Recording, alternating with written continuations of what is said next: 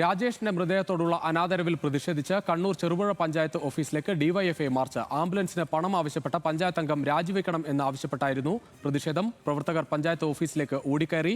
വിവരങ്ങളുമായി നിഖിൽ അളവൂർ ചേരുകയാണ്. നിഖിൽ, വലിയ ഒരു അനാദരവാണ് രാജേഷിന്റെ മൃതദേഹത്തോട് കാണിച്ചത്. എന്തായാലും അതിൽ വലിയ പ്രതിഷേധമാണ് ചെറുപുഴയിലും ഉയരുന്നത്.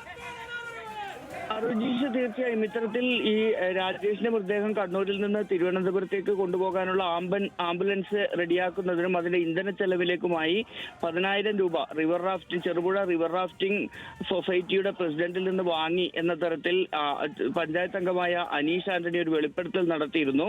അത് പയ്യന്നൂർ തഹസിൽദാർ ആവശ്യപ്പെട്ടത് പ്രകാരമാണ് ആ പണം വാങ്ങിയതെന്ന് പറഞ്ഞിരുന്നെങ്കിലും സർക്കാർ സംവിധാനങ്ങൾ ഏർപ്പെടുത്തേണ്ട കാര്യമാണ്. അതിന് ഈ പണം വാങ്ങിയത് എന്തിന് എന്ന ചോദ്യമാണ് ഡിവൈഎഫ്ഐ ഉയർത്തുന്നത്. ഇതിലെ പ്രതിഷേധം അറിയിച്ചുകൊണ്ടാണ് ചെറുപുഴ പഞ്ചായത്ത് ഓഫീസിലേക്ക് ഡിവൈഎഫ്ഐ പ്രതിഷേധ മാർച്ച് നടത്തിയത്. ബാരിക്കേഡ് ഉയർത്തി മാർച്ച് തടയാൻ പോലീസ് ശ്രമിച്ചിരുന്നു.